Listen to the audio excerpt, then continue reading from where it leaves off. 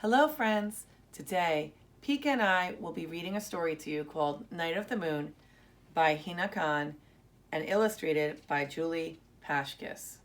It was bedtime and Yasmin waited for her mom to read her a story as she did every night. But this night was different. Mom came into her room and pulled back the curtains that hung over the window.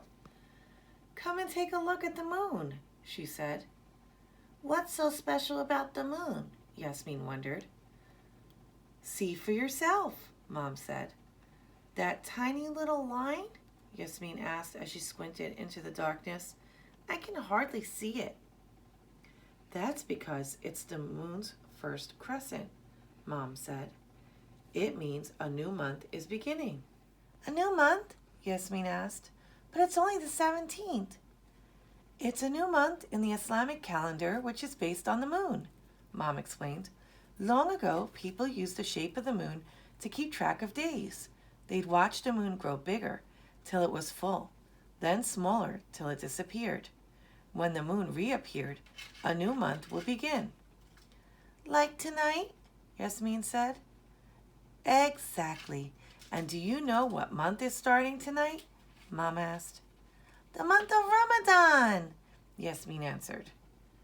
Yasmin had been looking forward to Ramadan. It was a time filled with delicious foods, new clothes, lots of parties, and her favorite thing ever, presents. At school the next day, Yasmin was proud when her class had a discussion about Ramadan. Her teacher, Mr. Sanchez, told the class, "During the month of Ramadan, many Muslim people fast each day. Does anyone know what that means?" Yasmin did. "It means you don't eat or drink anything all day long," she shared. "You wake up before sunrise to eat, and then you don't have anything else until the sun goes down." Everyone had lots of questions about fasting. They especially wanted to know if kids had to do it. "Little kids don't fast," Yasmin said, "but maybe I'll try it for a day next year."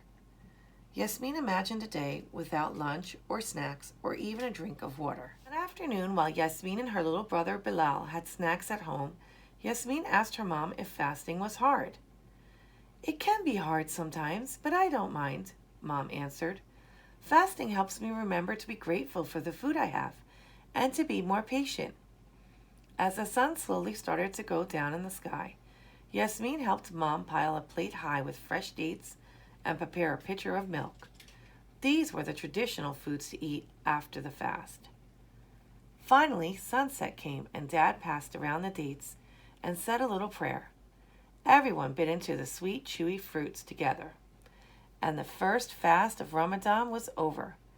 Then it was time for a special dinner with everyone's favorite food.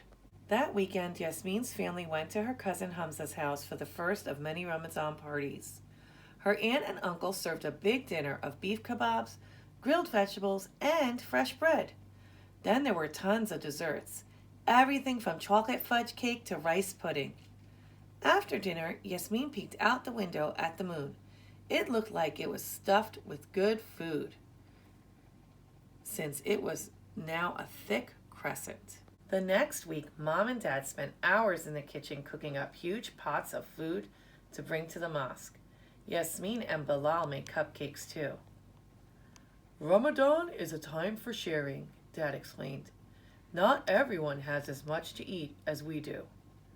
The mosque was filled with people that weekend, and soon all of the cupcakes were gone. As Yasmin waited outside after evening prayers, she felt good about helping others. She looked up at the moon, which was half full now, like a half-eaten cupcake. The days of Ramadan quickly flew by. Every night, Yasmin looked for the moon. One night, when Grandma was visiting, she and Yasmin went for a walk after dinner. Together, they saw that the moon was a brilliant circle.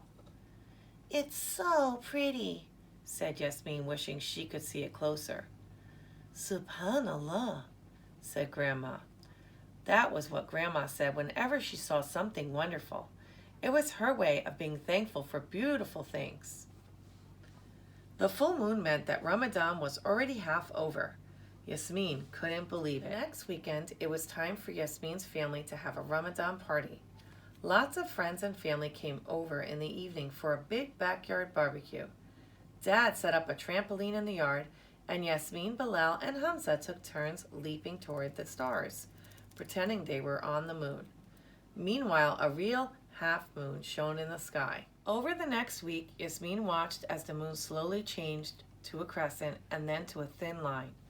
The month of Ramadan was coming to an end. Finally, one night, the sky was moonless, as hard as she looked into the blackness outside her window. Yasmin couldn't find the moon at all. "There's no more moon," Yasmin announced to her family. Yasmin couldn't wait for tomorrow, when the moon's first crescent would appear for a very special night, the night of the moon. The night of the moon meant that Ramadan was over, and the following day would be the holiday of Eid. When the sun set the next evening, Yasmin's family went to the community center for a night of the moon celebration. Decorated with lights and shiny balloons, the place looked magical. There were lots of stalls where people sold clothes, jewelry, toys, snacks, and gifts from different countries. Yasmin bought some green metal bangles from India that jingled on her wrist. Bilal got a red hat with a big tassel that came from Turkey. And Mom picked out new clothes for the family to wear on Eid, including a pretty green dress for Yasmin. Later that night, Yasmin had her hands painted with henna paste in a beautiful pattern with moons and stars.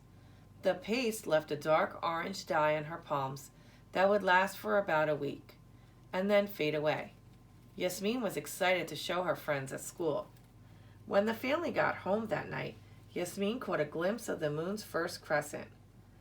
So thin it was like a faint line of chalk in the sky. The next morning, Yasmin woke up to the sound of Bilal shouting, "Eid Mubarak!" This was a traditional greeting of Eid, a very happy day for Muslims all over the world.